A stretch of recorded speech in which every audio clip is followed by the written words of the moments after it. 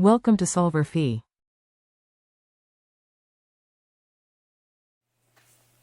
Question number 54 is a strong acid, strong base titration problem with multiple parts. You end up performing 7 different calculations dependent on the volume of strong base that was added to the strong acid. In order to carry out these calculations, you first need to identify what is in excess. Do we have extra strong acid that has not been neutralized? We will then solve for the hydronium concentration to get pH.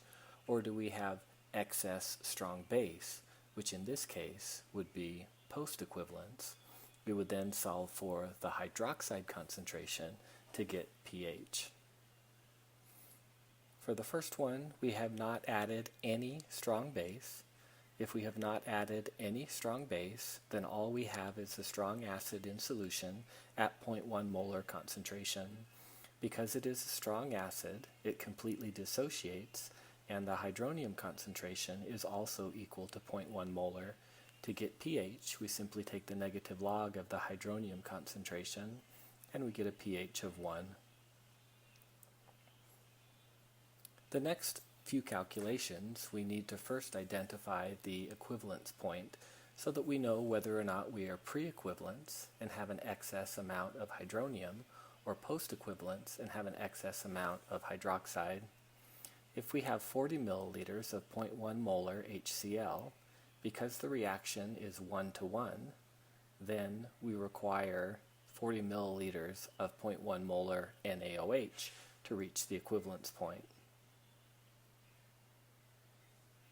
So for part B, where we have added 25 milliliters, we are pre-equivalence and we still have an excess amount of hydronium.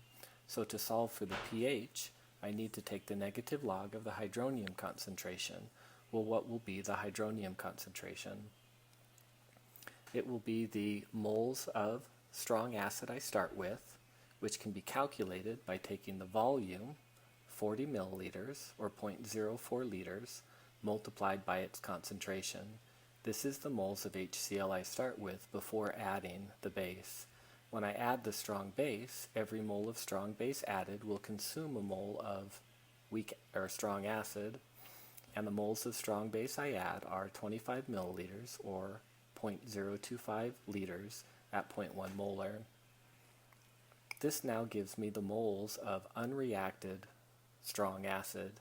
To get a concentration, I need to divide by the new volume. I started with 40 milliliters or 0.04 liters, and I've added 25 milliliters or 0.025 liters.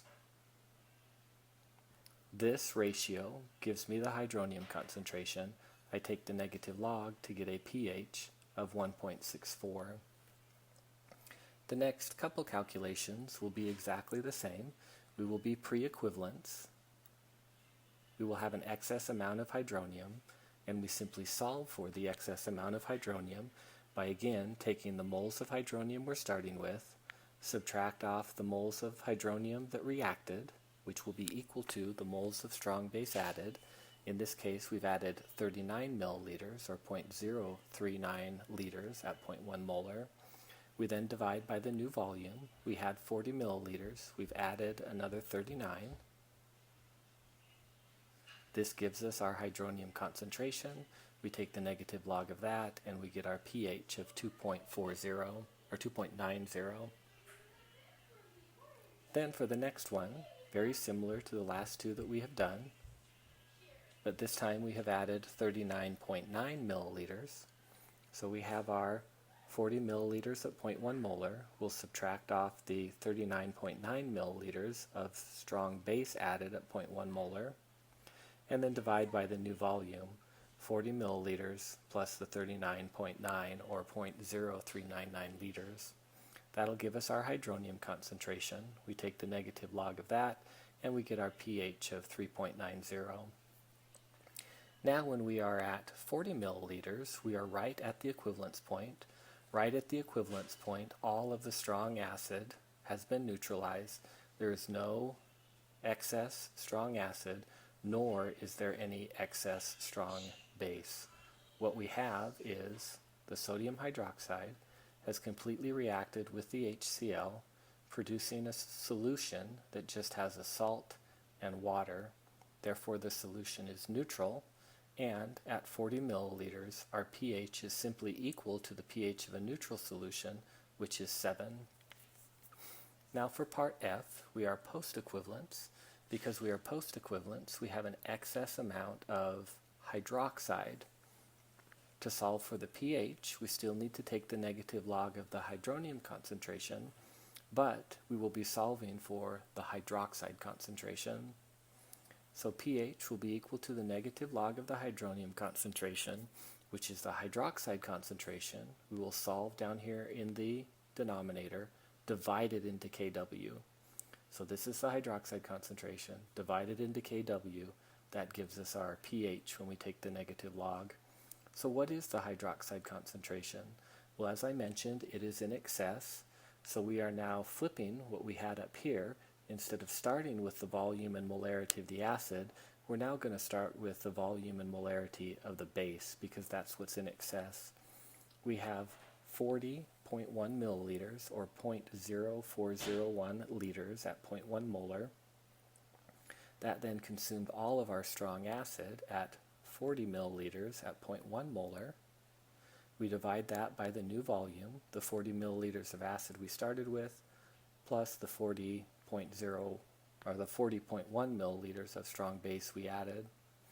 This gives us our hydroxide concentration, which we divide into Kw to get the hydronium concentration. We then take the negative log to get our pH of 10.10. And it should be much higher than 7 now that we have passed the equivalence point. For the last one, we are now at 50 milliliters. We will do a calculation very similar to what we did in part F.